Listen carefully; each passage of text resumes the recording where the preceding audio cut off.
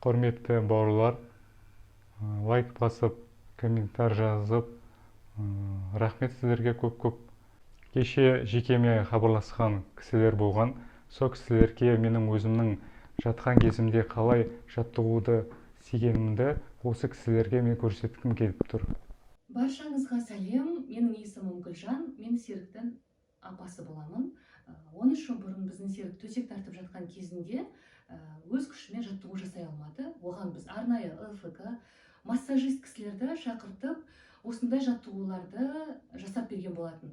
Біз қазір соны көрсетеміз, мен Серікке көмектесіп тұрамын. Бастан бастап, ол кезде Серіктің оң қолы, оң аяғы, оң жақтан паралич болып қалған. Енді қазір сол қолдан бастайды да Серік. Ал мінекей қолды жаттығу Серік өзі көрсетсін, бірақ мен жаңағы массажист ретінде көмектесіп тұрамын. Алдыға Серік жаса.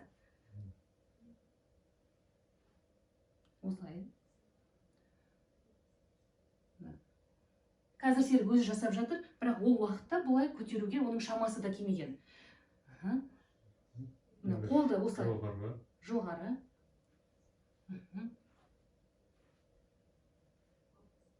Біз әзірге 5 бесеуден жасаймыз.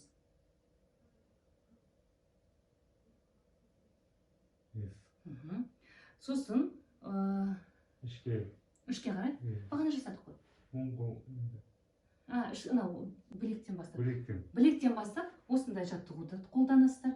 Негізі жақсы көрініп тұрған болар сіздерге. Енді бұлай оңға қарай 5 реттен істейсіздер. Солға қарай тағы да 5 рет жасайсыздар. Енді алғашқыда сол бесеуден жасап көресіздер. Содан кейін әр саусаққа бөлек-бөлек жасайсыздар. Мына бөлек біз бұлай қолымызды ашып жұмып бүгеміз ғой. Тура солай бұлай қолға да сіз әр саусаққа арнайы көңіл бөлесіздер.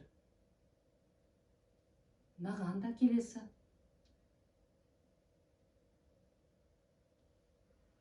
Осылай әр саусаққа, енді Серіктің оң жағы болғаннан кейін әлі де Серікке тағы да көп жаттығу жасау керек. Да, Серік? Саусақтарына. Енді ол бұлай ыңғайлы болса, алдарыңызға алып істесеңіздер де болады.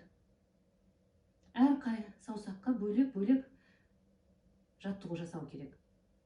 Әрқайсына 5 бесеуден жасадық деп ойлайық. Енді біз мына Серік ол кезде аяғын өзі күшімен көтере алмайтын. Мінекей, осындай жаттығуды жасады. Жаңағы келген врач, массажист адамдарымыз.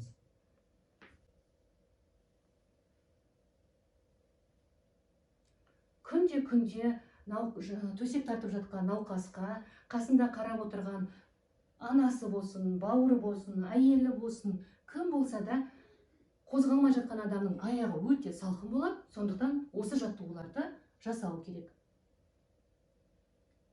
Енді бесеуден кейін толық істейді. Мына аяқты да қолға жасағандай осылай 5 рет айналдырасыздар. Оңға және солға тағы да 5 рет айналдыру керек. Қосып тұрасыздар сосын. Ау? Уақытына келей қосасыздар. Иә. Енді оңға айналайын. Аяқ жақты. Бұл қандай жаттығу? Енді мынаны көтеремін. Так, оң аяғың сенің? Сол аяғың? Оң аяқты. Қайсың? Оң. Оң аяқты қалай? Жаңағы көтеремін. Сен көрсет, сол аяқпен бірінші. Етпетінен жатқыздыртып, осындай жаттығу да? Бұны да бесеу. Уақыт келе-келе күнделікті өзіңіз қосып отырасыздар. Осылай. Сосын бұлай. Бұлай. Керісінше. Ана марқұм Серіктің аяғы салқын болып қалмады ма деп әрқашан аяғынан ұстап тексеріп отыратын. Аяғын қалың кигізіп, арасында былай да массаж жасап, солай отырушы еді. Әсіресе төсек тартып қалған науқас кісілерге күнде сорпа ішіп отырған пайдалы екен. Өйткені біздің Серікке 2 күннің бірінде анамыз сорпа жасап берген. Так, осымен тағы қандай жаттығу? Видеодағы көрсетілген бұл ең алғашқы жаттығулардың бірі. Бұл жаттығуым басқа кісілерге де пайдалы болар деп ойлаймын. Ораза айында бәріміз сауапты істен болайық. Келесіде басқа да жаттығумен бөлісемін. Қош, сау болыңыздар.